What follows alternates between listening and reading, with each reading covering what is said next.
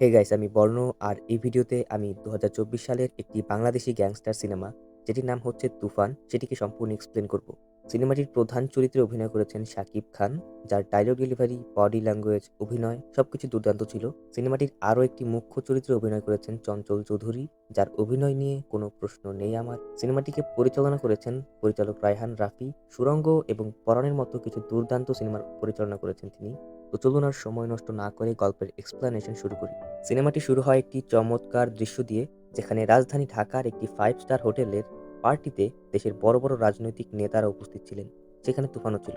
সেই রাজনৈতিক নেতারা প্ল্যান তৈরি করছিল যে কিভাবে এবারের ইলেকশনটা জেতা যায়। তাদের প্ল্যান ছিল পাবলিকের পকেটে টাকা ঢুকিয়ে দেবে এবং তারা ইলেকশনটা জিতে যাবে। তাদের প্ল্যান শুনে তুফান তাদেরকে বলে, এসব ঝাপসা প্ল্যান দিয়ে ইলেকশন তো জেতা যাবে না, আমার প্ল্যান অনুসারে ইলেকশন করো, কনফার্ম পাস করে যাবে। এবং সেখানে অত বড় নেতাদের সামনে কথা বলায় তারা তুফানকে গালাগালি করতে শুরু করে এবং ঘাড় ধাক্কা দিয়ে তুফানকে বের করে দিতে বলে। অপমানিত হবার পর তুফান সেখান থেকে সুন্দর করে বেরিয়ে আসে এবং তুফান তো তুফানই ভাই, গাড়ি থেকে বড় একটা মেশিন গান গেটলিং নিয়ে এসে সে বড় নির্দয়ভাবে সেখানকার সবাইকে গুলি করে হত্যা করে দেয়। তো এর পরের দৃশ্যে আমাদেরকে শান্তকে দেখানো হয়। ওয়েট, এই শান্ত আবার কি? শান্ত আর তুফান কিন্তু একজন না, দুজন সম্পূর্ণ ভিন্ন মানুষ, কিন্তু তাদের চেহারা হুবহু এক। আমি আবারও বলছি, তুফান এবং শান্ত কোনো যমজ ভাইও কিন্তু না, জাস্ট চেহারার মিল। এবং তাদের টাইম লাইনও কিন্তু এক। এই জিনিসটাকে কিন্তু ভালো করে মনে রাখবেন। এখন গল্পে পুরোপুরি শান্তকেই ফোকাস করা হবে, তার জীবন সম্পর্কে দেখানো হবে। শান্ত খুবই চঞ্চল স্বভাবের একটি ছেলে, যার একটি মাত্র স্বপ্ন সে সিনেমার নায়ক হবে। সে একটি সিনেমার সেটে চলে যায় ছোটখাটো একটি রোল পাওয়ার আশায়। সেখানে জুলি শান্তকে ব্যাকগ্রাউন্ড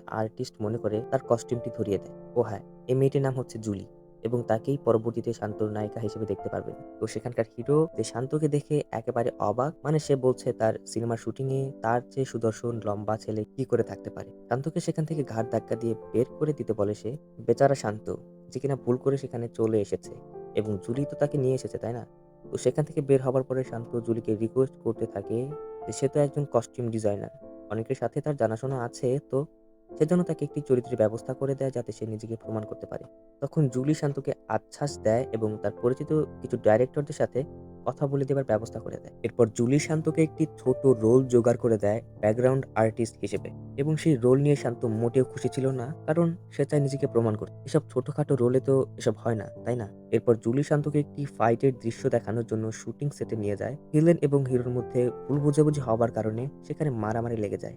জুলি তাদের মারামারি থামাতে গেলে তারা জুলিকেও বাজে কথা শোনাতে থাকে। আর আমাদের নায়ক বাবাজি, সে তো বিশাল রেগে গেছে জুলিকে নিয়ে বাজে মন্তব্য করায়। যা হবার তাই হয়। শান্ত সবাইকে উদ্যম মধ্যম কেলিয়ে পিটিয়ে সেখান থেকে তাড়িয়ে দেয়। শান্তর এই হিরোর মতো মারপিট করা দেখে সেখানকার ফাইটিং ডাইরেক্টর খুবই ইমপ্রেসড হয়ে যায় এবং ফাইনালি শান্ত একটি সেকেন্ড ভিলেন হিসেবে একটি চরিত্রে অভিনয় করার সুযোগ পেয়ে যায়। সে নিজের সর্বোচ্চটুকু দিয়ে চেষ্টা করছে ভালো করে অ্যাক্টিং করার জন্য এবং নতুন হিসেবে তার পারফরমেন্সে সবাই খুশি। এই সিনেমার কস্টিউম ডিজাইনার হিসেবে থাকে জুলি। শান্ত এবং জুলির প্রেমটাও তখন বেশ জমে উঠেছে। আর এই সিনেমার নায়িকা হিসেবে অভিনয় করছেন দেশের সবচেয়ে জনপ্রিয় অভিনেত্রী সূচনা। নায়িকা সূচনার সাথে ভিলেন হিসেবে শান্তর বেশ কয়েকটি দৃশ্য ছিল, যেখানে ভিলেন হয়ে শান্ত সূচনাকে কিডন্যাপ করে। শান্ত নতুন হিসেবে বেশ ভালো অভিনয় করছিল, এটি সূচনা খুব ভালো করে লক্ষ্য করে। সূচনা তখন জুলিকে ডেকে জিজ্ঞেস করে যে ছেলেটা কে। জুলি সূচনাকে জানায় ওর নাম শান্ত, আগে ব্যাকগ্রাউন্ড আর্টিস্ট ছিল, সেখান থেকে সেকেন্ড ভিলেন হয়ে এসেছে। তখন সূচনা বলে, ও তো অনেক সুন্দর দেখতে, ওর তো নায়ক হবার কথা ছিল। এর পরের দৃশ্যে আমরা দেখতে পাই সূচনা ডাইরেক্টরকে আলাদাভাবে ডেকে বলে যে ইলেকশনের আগে সিনেমাটিকে মুক্তি দিতে হবে এবং সিনেমার এডিটিং নিয়েও বসতে চায় সে। এরপরে সিনেমাটি মুক্তি পাওয়ার কথা হলে শান্ত তার এলাকাবাসীদের অনুরোধ করে যেন তার সিনেমাটিকে তারা হলে গিয়ে দেখে। এলাকাবাসীরাও শান্তকে বেশ পছন্দ করত, তো তারাও রাজি হয়ে যায়। সিনেমাটি শুরু হওয়ার পরে শান্ত এবং জুলির মতো সবাই অনেক প্রত্যাশা নিয়ে বসে আছে যে কখন শান্তর সিন আসবে। কিন্তু আজব ব্যাপার, একটার পর একটা সিন চলে যায় কিন্তু শান্তর সিন আর আসে না। শান্ত তো কিছুই বুঝতে পারছে না এমনটা কেন হচ্ছে। পুরো সিনেমাটি শেষ হয়ে যায় কিন্তু শান্তকে আর কোথাও দেখা যায় না। হল থেকে বের হয়ে সবাই শান্তকে ভুল বুঝতে থাকে। সবাই তাকে বলে তুমি একটা মিথ্যাবাদী, ঠকবাজ, প্রতারক। মনে আছে সূচনা ডাইরেক্টরকে বলেছিল সে এডিটিং নিয়ে বসতে চায়, সেখানে সে শান্তকে পুরো মুভি থেকে কেটে বাদ দিয়ে দিয়েছে। কিন্তু কেন, সেটা একটু পরেই জানতে পারবেন। শান্ত খুবই কষ্ট পায় এবং খুবই হতাশ হয়ে পড়ে। জুলি শান্তকে সান্ত্বনা দেওয়ার চেষ্টা করলেও সে এবার কারোর কথা শোনে না। শান্ত এখন এলাকাবাসীদের কাছে একজন মিথ্যাবাদী, ঠকবাজ হয়ে গিয়েছে, তাই সে জীবন আর রাখতে চায় না। তখন সে আত্মহত্যা করার উদ্দেশ্যে একটি উঁচু জায়গায় গিয়ে দাঁড়ায়। যখনই সে লাফ দিতে যাবে তখনই কিছু অচেনা লোক এসে শান্তকে গাড়িতে তুলে কিডন্যাপ করে নিয়ে যায়। কিডন্যাপ করে আনার পর শান্তকে একটি চেয়ারের সাথে বেঁধে রেখেছে এবং শান্তর সামনে আসে তুফান। সিনেমায় শান্ত এবং তুফানকে নিয়ে যে রহস্য চলছিল সেটা উন্মোচন হয় এখানেই। অর্থাৎ তুফান এবং শান্ত দুজন দুই ব্যক্তি।